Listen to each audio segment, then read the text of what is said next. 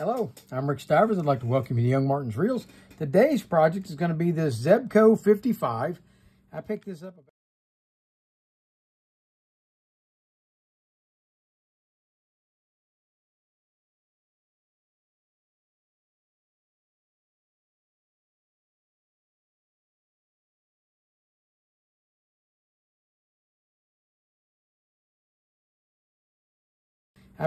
about a year and a half ago at a estate sale, and I think I gave $10 for it, and it was completely frozen. It did not move. You couldn't move anything on it. You couldn't move the handle. You couldn't move this lever.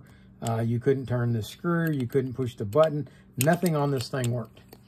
What I did is I took and sprayed down inside it everywhere I could get it to go, WD-40, and I put it in a bag and I left it sit there. And here it is a year and a half later, and it's out of the bag, and it actually functions now. It actually turns pretty freely, as a matter of fact. Everything on it seems to function, do what it's supposed to do. Anti-reverse works.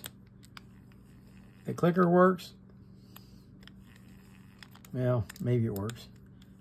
I can't tell the difference between that position and that position. So we'll see what's going on with that.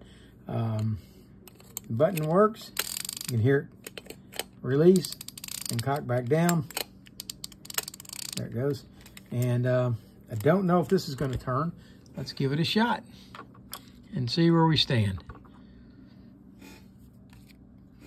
And for those of you who don't know, this is a screwdriver that's been ground down to fit this screw right here. Well, get a wiggle.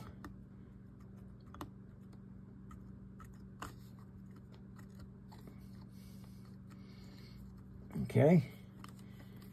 There we go. Oh, just sound like it just fell off inside. Okay, let's see. This looks like this will rotate. There we go. Let's get that off. Wow, you can't hardly even tell. I sprayed it down with WD-40 all those years, a year and a half ago. It looks like it's all dried up inside, which WD-40 has a tendency to do that. That's why we don't use it for lubrication. Let's see if we can get this to break loose this way.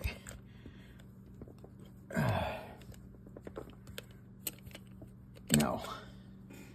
So, we're going to cheat. Use a strap wrench on it. See if we can get it to break loose. Ooh, this strap wrench is almost broken. It might not survive this.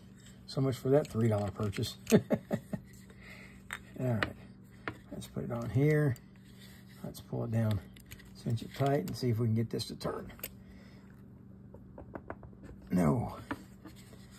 Okay, let's back it up some more. Cinch it down a little tighter and try it again. There it goes. Okay, and I just shattered my thumbnail, but that's okay. Part came off, that's the important part. All right. Yeah, I'll have to take this apart and see if I can move that strap down in there a little bit and see if I can reuse that. I don't know if it will or not. All right. Let's see what we have. Wow, it's all dried up inside.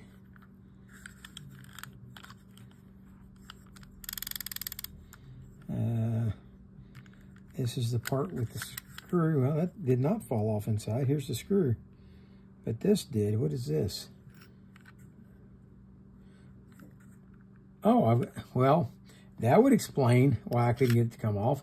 There's two screws, dummy. Well, this one's loose, though. Okay, well, this one here needs to be put back. And it looks a little chewed up on the back side, or on the end. Let's see if we can get it to go back in the hole. Put that in there. Looks like I got it backwards, since the hole doesn't line up that way. There we go.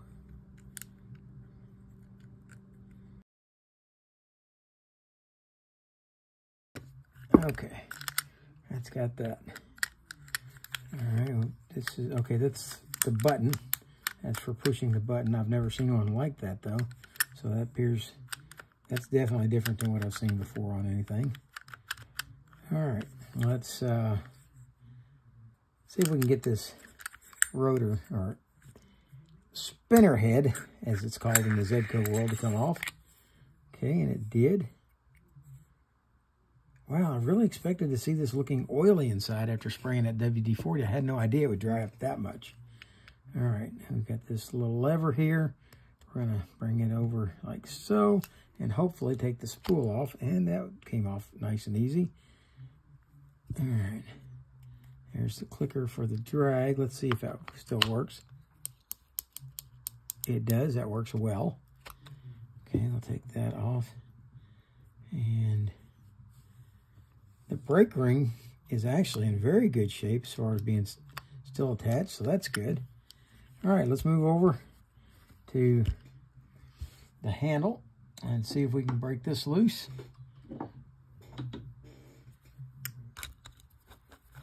Well, wasn't even breaking loose to it, it was already loose. All right, that's got that off. The handle appears to be in good shape. I'm not sure this is the original handle for this, if anybody knows out there. Tommy and Jim, you'll tell me if that's not the original handle.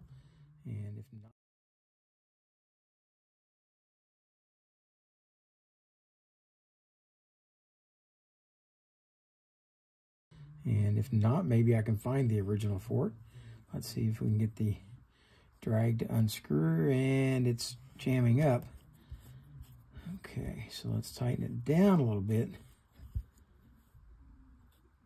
Okay. It's going to be one of these that has a clip inside it, I believe. See that E-clip right there? Yep. We're going to want to take that clip out. All right. And this should be fun. Oh, not bad at all. Okay, there's the E-clip out. Now let's see if this will unscrew.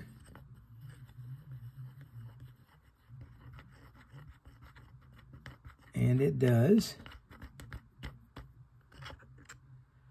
Okay.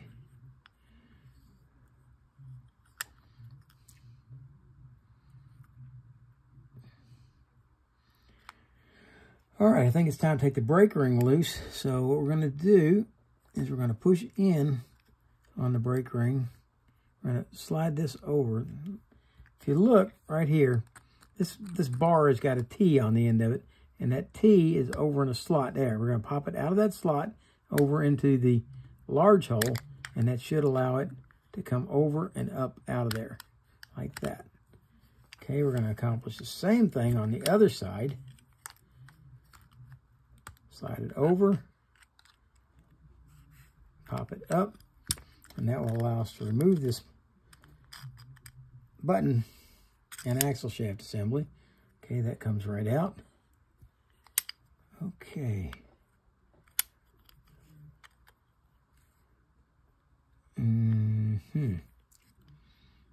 All right, with the axle shaft out, you would think that this would come out, but so far it doesn't want to, because it will not come up past this pinion. This gear's got to come out first. All right, so I'm going to assume that this screw right here holds this assembly on.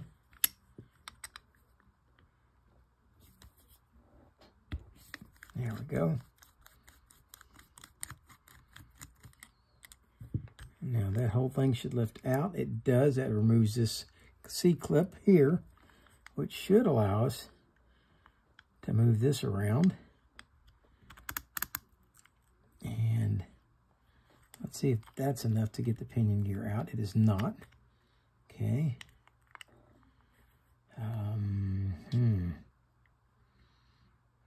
Okay. Let's see, in this position, what is this supposed to do? Can't really tell yet. All right, let's go ahead and remove the brake ring. And if you couldn't see the little teeth on the end, let's clean that up just a hair so you can maybe see that. Can you see what that looks like on the end? Yeah, that's what goes into that slot. All right, I'll set that over to the side.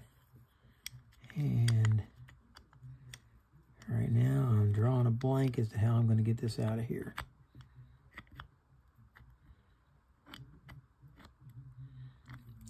Okay, yeah, that allowed that to slide back. Now the pinion will come up and out. There we go.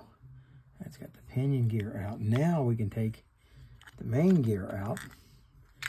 And let's see if this is a multi-piece part.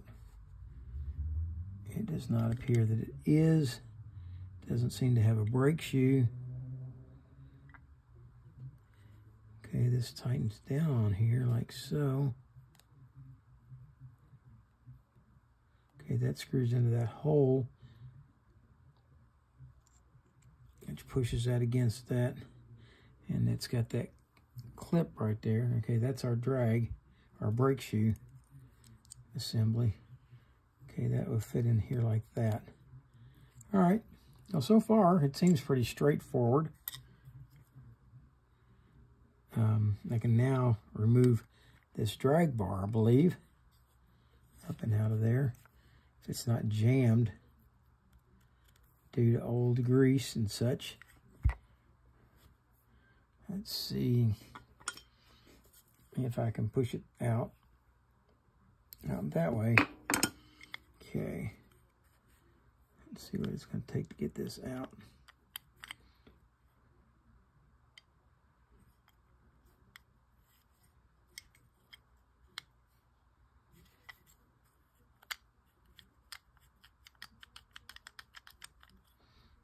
Okay, I can wiggle it back and forth. So that means I can probably grab hold of it with this pair of pliers and do kind of a pull wiggle and get that out of there. I cannot. All right, so feels like there's something locking it in. Such as maybe this piece here.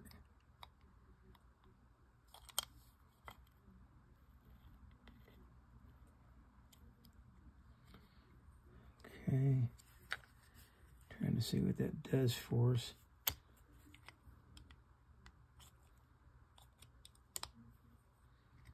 Well, if I move that out, maybe then you can pull this out.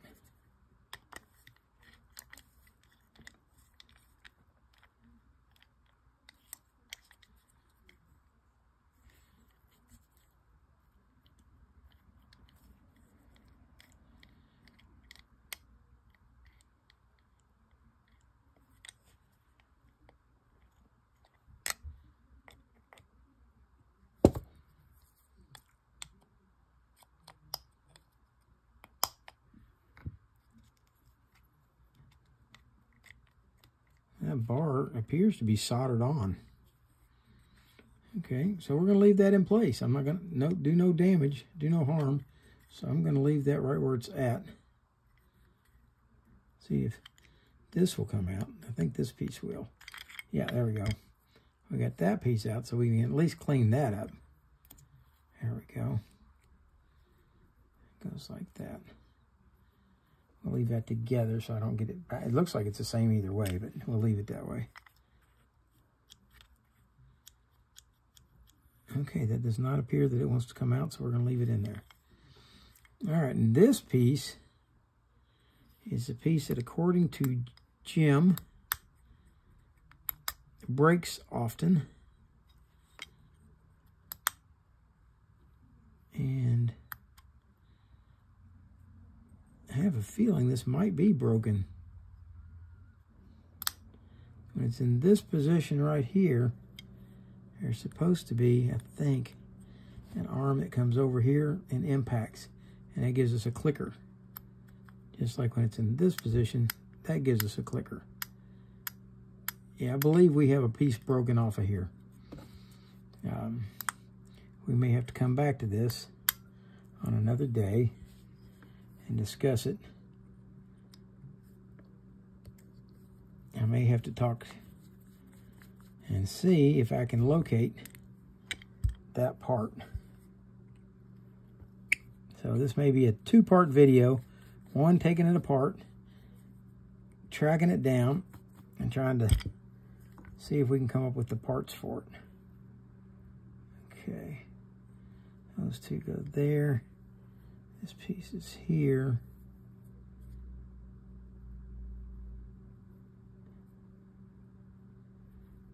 Yeah, I do believe this is snapped off right here.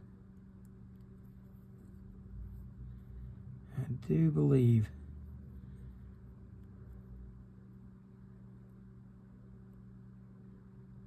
That it is broken.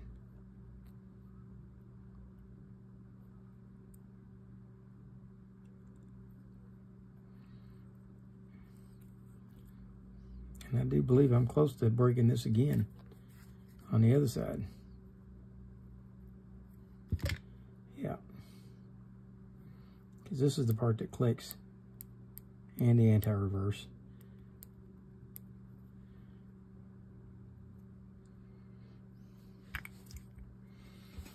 Let me go back and review the pictures that Jim sent me. I believe that this piece has got a broken piece. And I will have to see if I can locate one for this reel. Let's see what I find. I was correct, as you can see in this picture.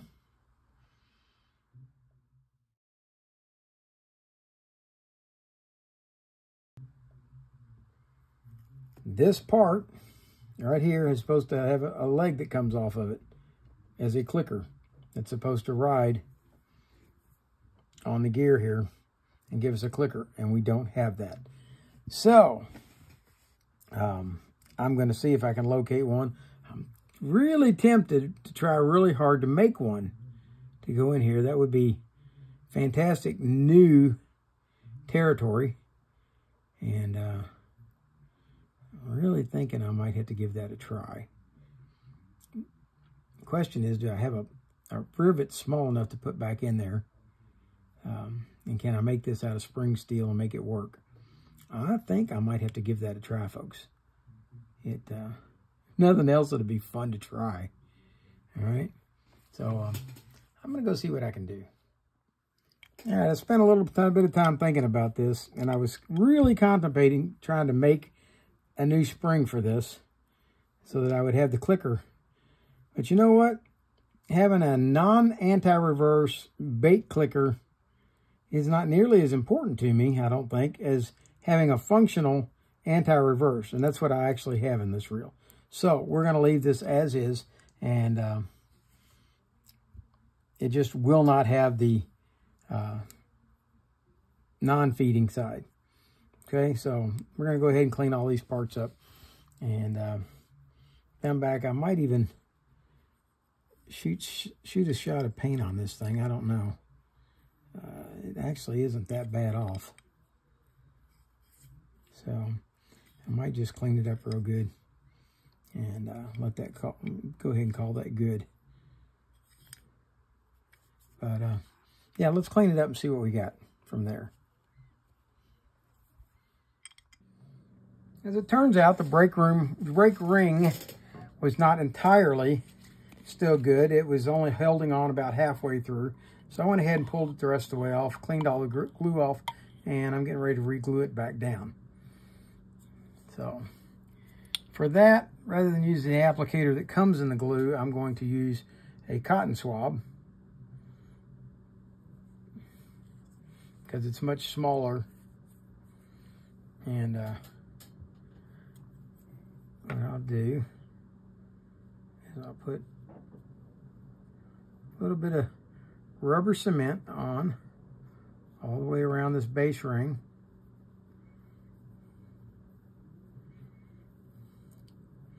Like so. We'll give that an opportunity to dry. And while that's happening, I'm going to come back to the rubber tire itself and go ahead and put on. And I'm not positive this is the original of this. Every Zebco reel that I've seen that had a brake shoe or one of these brake rings, the O-ring in it was square shaped. This one here is like a round rubber O-ring. So I have a feeling what's happened is somewhere in the past, the O-ring on this broke and someone replaced it with a regular O-ring. So, but it seems to have been working fine. And what we're going to do is move that over just a little bit. Set this in here where you can see it adequately. And now I'm going to give it a few seconds here to start to cure up. And then we're going to set this right down on top of it, like that. And then make sure it's pushed down all the way around and set it to the side and let it start to cure up. All right. That done, we're going to come back over here to the body, and we're going to start seeing if we can't put this thing back together. Let's see here. First part I believe we're going to want to put back in is going to be this ring assembly here. And prior to putting that in, I'm going to put a little bit of grease here where it pivots and slide that together there. Then I'm going to set it down inside here, and I believe it's supposed to go in the up position like this. If not, we'll find out soon enough because I'll have to move it around and go the opposite way. Let's go ahead, put a little grease on it here where it's going to pivot, and set it back down over top of this shaft over here. And set it down in there like so. Yep, that's going to fit perfect like that. All right, and you see how that goes? All right. With that done, we'll come back to the main gear itself. Go ahead and grease it up.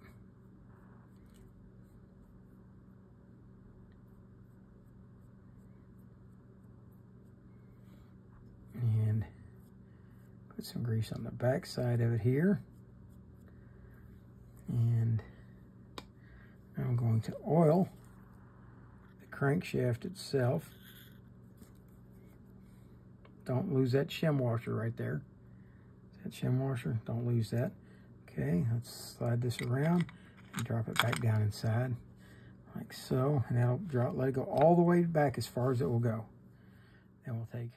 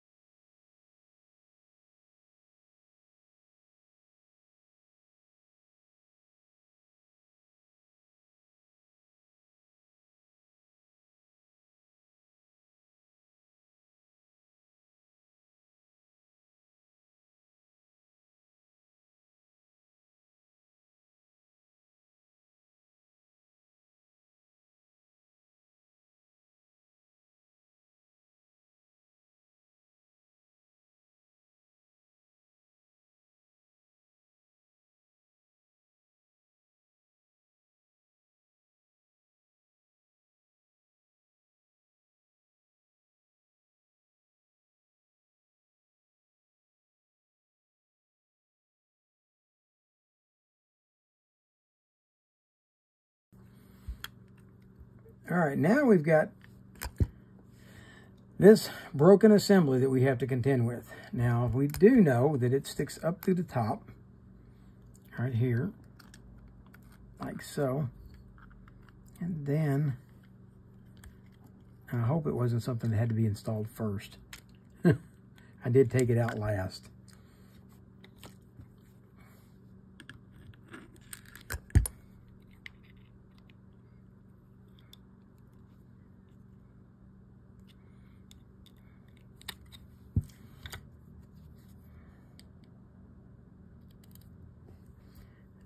Let's find out.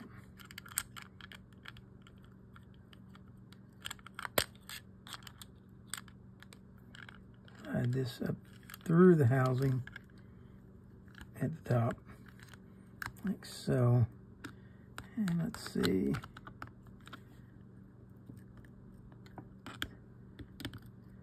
I do not believe it's going to go in. All right, I'll start over again.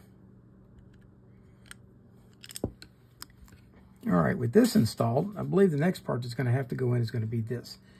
I believe that if you put the pinion, the main gear in first, it's not good. This is not going to go in.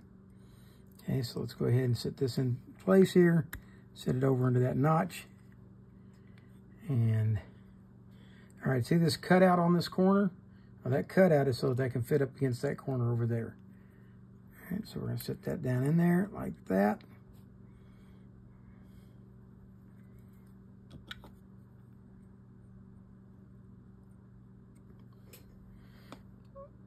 Put a little grease on the end of the screwdriver, hold it in place, and let's see if we can get the first screw started.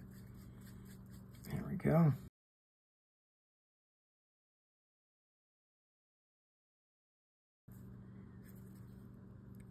Okay, and that's pushing that up against that spring down there. That gives us our click detent. But we do not have the clicker for the bait feeder without anti-reverse. Okay. All right. Let's set the main gear in. We've greased the main gear. We've oiled the main gear along the crankshaft portion of it. Slide it in. Let that in. We're going to come back and screw in the drag portion. So slide that down. Get it screwed in. Let's take it just a little bit. Take our pinion gear, grease it, oil it, and slide it in, like so. And then we can push this gear over here where it belongs. Let's go ahead now and tighten this drag adjuster in until that groove right there becomes visible. Once that groove is fully visible, we'll set the E-clip in place and snap it in like that. And we'll back this back off a little bit, like so. There we go. Next piece to go in is going to be our brake ring. Slip it in, like so. With that in place, we're going to take our axle shaft, make sure to oil it good, slide it into place, like this. And then we'll bring the bar over so it hooks in there. We're going to flip it over and accomplish the same thing on the other side. Make sure it slides it back over and locks into place. Okay, that looks good.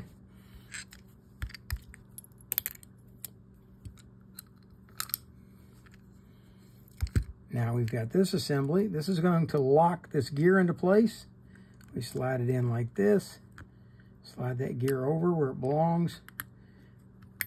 And we're going to set the screw into the slot, but we're not going to try to get this started just yet. Set it in the slot.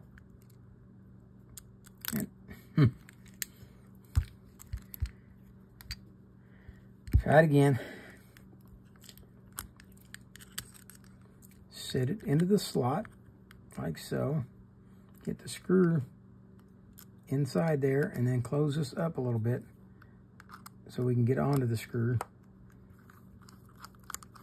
And let's see about getting it started in the hole. All right, well, now we don't want to snug it yet. There, leave it a little bit loose. Okay, now see how the gear will move in and out? We're going to take that gear and we're going to slide it up against the pinion gear, but we don't want to force it against the pinion gear. If we force it, it's going to make it too tight and it's going to cause it to bind. So leave it just where it just does touch it and then tighten down the screw like that. Okay, now let's take a look at how our handle feels. Let's give it a feel.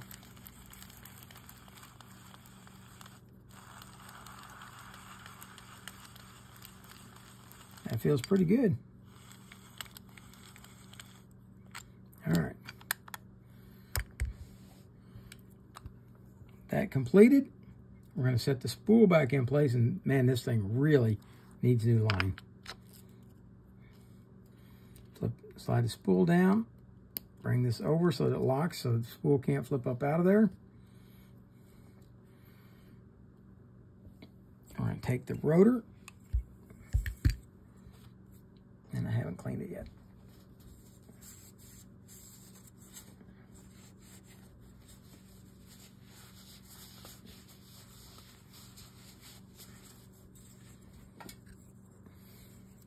Okay, we're going to put a little oil on the spring here. Put a little oil down inside. A little bit more here. So that this rotor hopefully will freely engage and disengage like it's supposed to. So screw that on.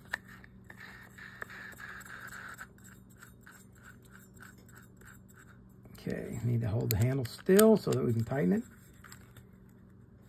Okay, that done. When we push the button, the pin should go in, which it did. When we rotate the handle, the rotor should spin and the pin should come out like that. Push it again. Yes, button goes in, so that's all function as it should. Let's check the anti-reverse.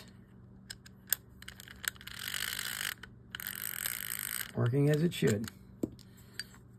So we've got one feature of this reel that is non-functional, and I don't know that I want to try to break it to try to fix that, so we'll leave that alone. All right, bring this around. We're going to set our cover into place, and we're going to take it on.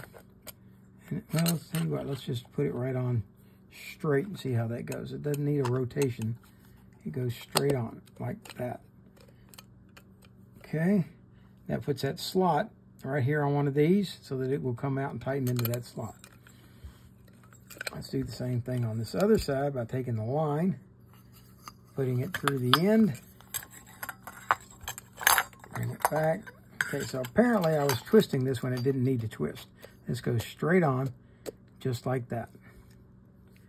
With that in place, we take our special screwdriver. Let's tighten down our lock.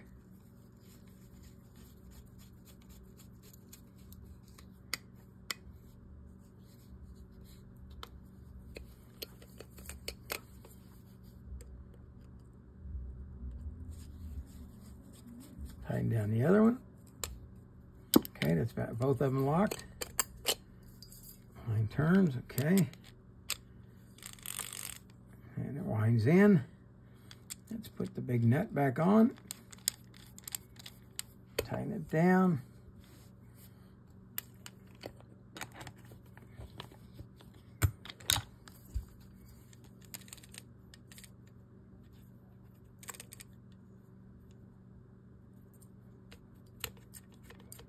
Let's tighten the drag.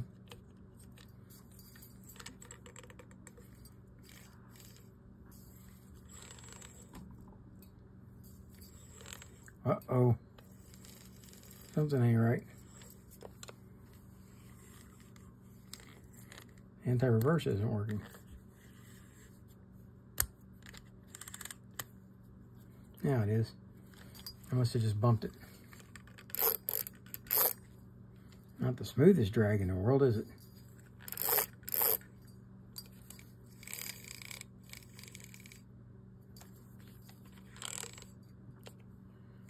Wow.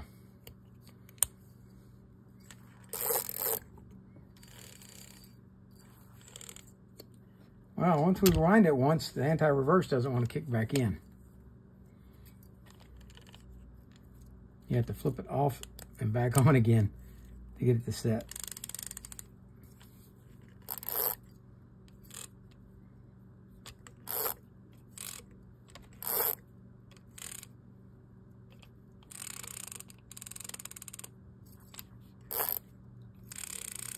There it goes.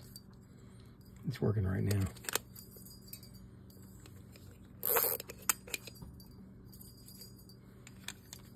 Wow, this is like, this looks like 30-pound test line on this thing.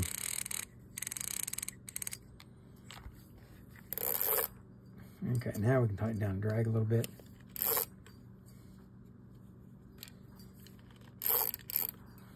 All right.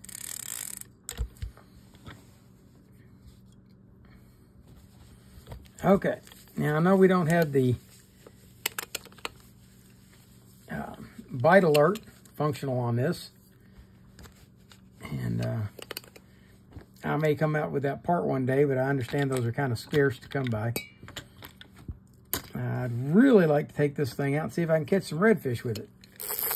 So I think that's going to be my task with this, is find a nice rod for it to go on. Nice heavy rod that can handle this reel, and take it fishing. Well, once I put some new line on it. I think I'll put 15. I might bump up to 20 on this, because I normally run 10 to 15 pound test on all my spinning reels, but this is not a spinning reel. This is a spincast reel, and it's got that little pin, and that's the weak point of a spincast reel, is it can snap the line real easy on that pin. So you kind of have to go with a heavier line. So I'm going to bump up the line. It's going to definitely be above a 15. So we'll see what I can come up with on it. And we're going to take this thing fishing, folks. And after that, it will probably go up on the shelf once it catches a big redfish. So, but for now, I hope you liked the video. If you did, please hit the like button. If you didn't, hit the dislike button. Tell me what you didn't like.